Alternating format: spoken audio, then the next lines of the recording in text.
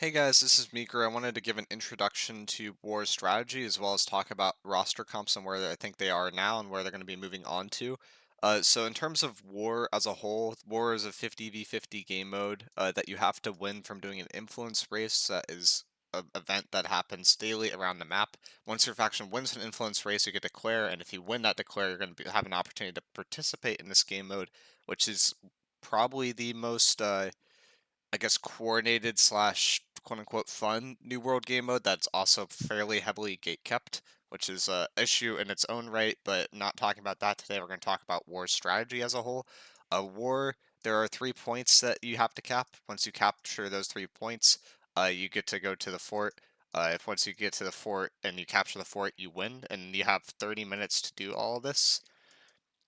So it's a little bit of a time crunch, but it's not as big of a time crunch when you consider that defenders typically forego one of the points because it's very hard to defend three, but it's much easier to defend two, and this is due to the distance between the points being relatively large.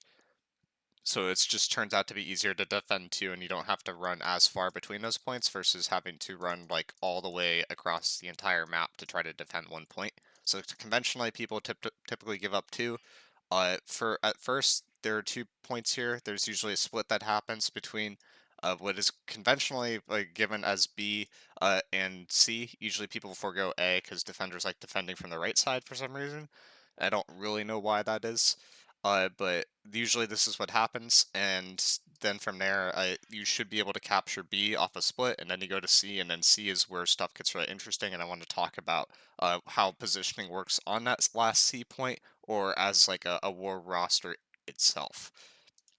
So if we're going to draw like 1 point here as an example, it could be B or C, whatever. If you have 50 people, this is typically how it's played out, which is an amount of people that you'll have in a war. So you have the point itself, which should be a circle, but I can't draw circles today.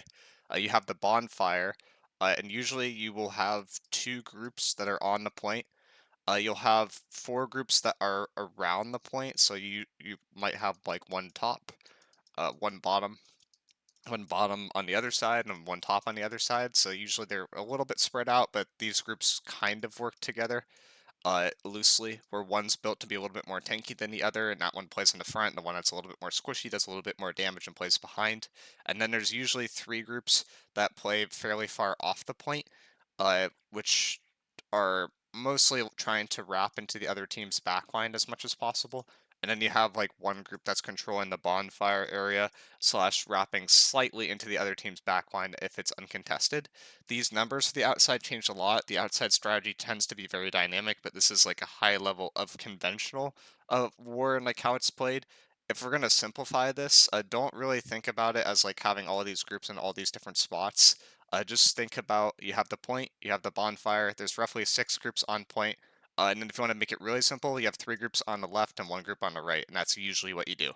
The reason why you tend to have more groups on the left than on the right is because if you take control of the right space, the other team's healers just go into this opposite space for free, and they just flip their line. So instead of playing in a manner that is very defensive and it's very easy to hold from this angle, they'll just play like this way. So they'll play the the other side of the map, which is a little bit harder to take in practice. So typically, if you don't clear this far left spot, the defenders are able to live for a very long time, and it's very hard even then to win the point because their respawns will be coming into your backline from the actual fort itself if you play this way. So it's like a little bit more difficult from an attacker to win if you don't win that left side, which is why that left side tends to be more important and why people tend to send more groups over to that left side.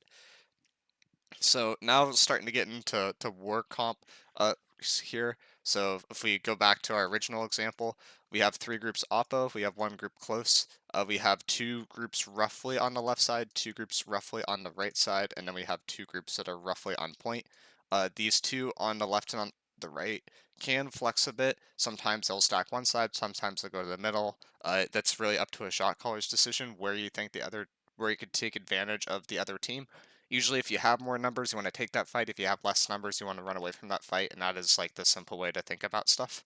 So moving on to war rosters here, this is where it gets very, very complicated, very, very fast. Point has a lot of specialist builds. Uh, Actually, let's talk about the specialist builds real quick. So usually there are like 4 main categories of builds in a war comp. There's a bruiser. This is your front line for most cases. There's a support build. I consider tanks to be part of this category, so tanks are part of support. There's also IGVG. That's a part of us the support category. There's VGIG, uh, or sorry, not VGIG. There's VG Flail. Like that's also part of support. And then after that, they're healers.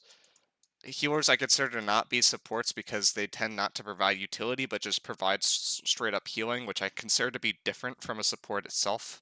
But they can provide some utility in terms of cleansing. It's just minimal compared to other support builds. So, in typically healers, you have an AoE healer. There's typically only one of these. And then you have your group healers. Group healers right now tend to run Clap because Clap heals LO5 members in your group up to 120 meter radius for basically full HP as long as people have Onk. So as long as you have Onk, you're pretty much set with just running Clap healers. In terms of other kind of comp decisions, you also have your Kill Squad. Kill Squad is also broken down into a bunch of groups. That's not the best A. Let's do that again. Kill Squad, you have your kind of ranged, you have your disruptors,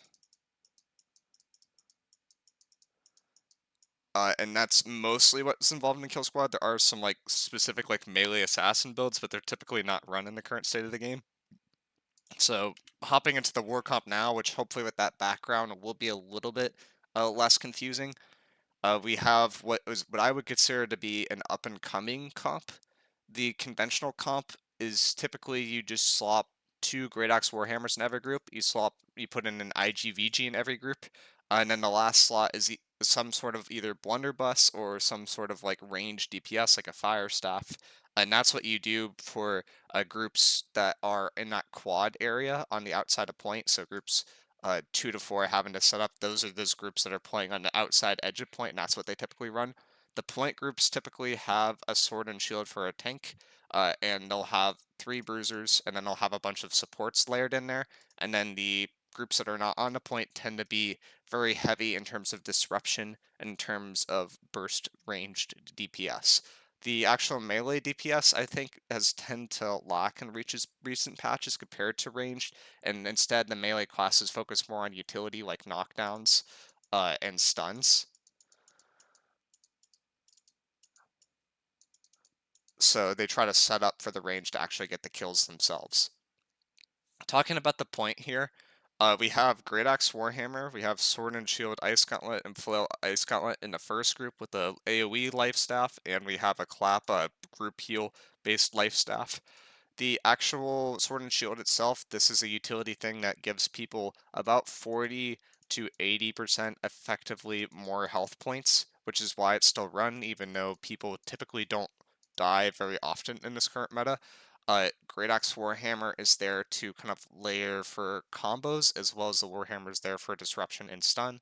Great Axe Warhammer is just a very good way to take space and hold that space with that Warhammer kind of disruption-like effect. Flail Ice Gauntlet, this is typically where your shot caller goes. This is the easiest build to play in the current meta. That's also the most tanky and provides utility for the team, which is why the shot caller tends to play it. If there was another thing that the shot caller is more comfortable with, I think they could go that as well. The actual best utility role in the game right now is probably close between Flail and Sword and Shield, but they typically don't pair very well together because they're both sort of main hand weapons. There are ways to make it work, but if you have high uptime on a Flail, you're not going to be shielding with the Sword and Shield, and that weapon will get less value, which is why it's typically broken up into 2 slots. The other point team has 2 Great Axe Warhammers as well. All these Great Axe Warhammers run Detonate even with the nerfs, just because it's the only way for them to get burst damage and allow for kills, unless they use the new Primal Fury ult, but that's not really taken it to be meta quite yet. And I don't see it being meta for a decently long period of time because it makes your hitbox bigger, and when your hitbox gets bigger, you take more damage from blunderbuss. And blunderbuss is very common right now, and it's going to be the main source of deaths for a lot of people in the army. Typically, there's a Flail VG right now. This seems to be a conventional across all regions I have seen between EU, NA, and oceanic regions as well. Then there's also usually an IGVG or a VGIG, depending on how you want to call it, that is present in this group. The IGVGs always run mag gloves. If you don't have mag gloves, you are at a significant disadvantage for playing any Void Gauntlet based build, but it is possible to still make those builds work. Just know that if someone has mag gloves, they're probably worth 1.5 times the a value of a typical Void Gauntlet. The actual heavy on point Void Gauntlet Ice Gauntlet build is the highest DPS build in the game at the current state if played correctly, which is also noteworthy. So if you're looking to pad, this is probably the slot that you're trying to end up in ideally. In terms of the quad groups themselves, this is where I have some conventional groups and some unconventional groups. The conventional group is these two groups I'm circling here. So Great Axe Warhammer and Void Gauntlet Ice Gauntlet are typically slotted. A Blunderbuss with Ice Gauntlet is typically slotted in that last slot, but there are some people that like to run Blunderbuss Spear, or they like to run Spear Ice Gauntlet or something that has that ranged spear that pulls people in that you get from the Scorpion, which is very good, that I'll put on the screen now. This is not a very easy drop to get, but it happens to be very effective because it can displace people heavily and it allows you to secure kills very easily on your own. So that's typically what people run for that last slot right now, but it could differ. And this is the group that plays in the back mostly. Is the group with the BB spear, and it just typically gets a lot of value there. In terms of the other group, the group that plays more so in the front, I think that Great Axe Ice Gauntlet is something that's super slept on and could be very used for this build, or that positioning. It's something that is run in oceanic regions heavily. It's experimented with in the EU, but not super popular, and it's not run in NA at all. But this will allow you to do more DPS and control more space than other builds, which is why it's super effective. That also lets you slot a VG flail or a flail VG. I have it abbreviated as FL on most of these spots. I just typed out flail here for some reason. But that slot is very effective for providing buffs that allow you to win clump fights, which is why I think it's important to run that, and it's better than other traditional builds. This is, again, best used with mag gloves, but if you don't have mag gloves, you can get away with something else like freedom, which is what I have to run right now because I went 0 for 35 on getting mag gloves on one of my characters. Moving on to the other groups that are kind of on the kill squad side, you have Sword and Shield with Flail. This is a heavy disruption based build that a lot of people like to run as an initiator of sorts. You can go in with the Sword and Shield.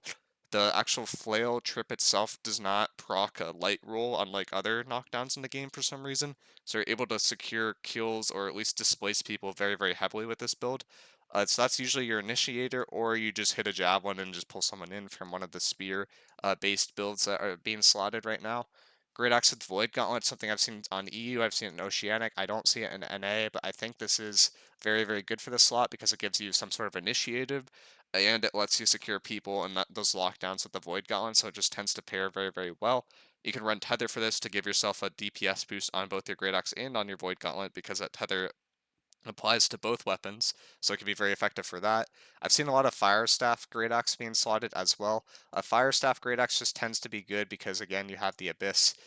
The Abyss is kind of just king for DPS and utility. You can use Charge and you can use Burnout, and you can kind of just zip across the map at Mach 10 like light speed, and it's very, very effective from an OPR build perspective, and then that OPR build has started breaking its way into Wars. Fire Staff with Blunderbuss has been popular recently because you can run Pestilence with it, which will allow your Fire Staff to apply a Plague, which will allow you to do more DPS in the form of negating heals. It actually doesn't increase the DPS of your Fire Staff from that kind of pest passive, but it's still very effective and is traditionally what is slotted in those spots right now. I've seen that on NA as well as EU for multiple companies. I have not seen it as much with Oceanic, but I think it's just because Blunderbuss are a little bit harder to find in that region. Sword and Shield with Flail is another thing that's being slotted on that kind of Oppo bond side. There's usually a few of those. Just as initiators are very, very good. Flail's knockdowns are very good. You're not playing for the actual buffs from Flail that prevent people from doing significant damage on you and help you to escape. More so, it's mostly just for disruption. A musket with rapier is very popular in war. You could run this with Blunderbuss or with the Void Gauntlet for a bonus to your damage, but you're going to decrease your survivability significantly. So if you are going to run that build, I would recommend running Stoneform. If you don't run that, I don't think you have to run Stoneform, but most muskets do run Stoneform. Uh, that being said, I think Bios tends to be a little bit more value for those kinds of slots. Gridox Ice Gauntlet, just to have one Ice Gauntlet on Oppo is always a good thing. I don't think you need that Void Gauntlet anymore because you could run that with the Abyss, and that just tends to be a little bit better. In terms of that Bond side, you're looking to kind of annoy healers because you have like a free line of sight into the other healers if you play it correctly. So if I were to draw out again like this Bond in like area, you have an angle here that you can kind of hit healers because they tend to stick behind the point and they tend to move a little bit towards that Bond side. So that's where I think there's an opportunity for some sort of spear build to get a lot of value. And for that, you could slot a sword and shield with the spear to try to pull people in. A bow with the blunderbuss with pestilence specifically will allow you to kind of secure kills very easily by preventing healers from healing a lot, as well as is a decent way to get out. And then bow with the void gauntlet's just a very high DPS kind of greedy variant, but people don't tend to push that bond side as much, so I think that can work there. Just go rapier if it doesn't work, but I'm pretty sure those greedy builds do work and people are just have been afraid to run them moreover. You don't have to go buy with all these slots. I just kind of forgot to put in some of the builds here. You could go Vines, you could go Stoneform, you could go Cleansing Firestorm. All those kind of ultimates are good. And then lastly, have a Life Staff with Rapier in the slot. So your main goal with this setup is for those point groups to stick on point, those quad groups to bounce on and off the point. So if we have point groups here, they're on point. The quad groups go on and off the point depending on what the shot caller calls. And then the oppo groups try to push and wrap into the other team's backline, and then the bond groups just kind of hold the line and then sometimes go for picks on the other team's backline.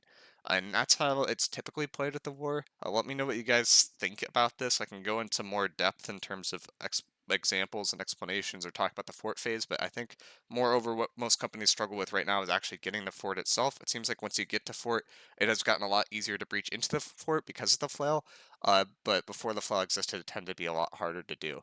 That being said, let me know if you guys have any questions, and I'll see you in the next video.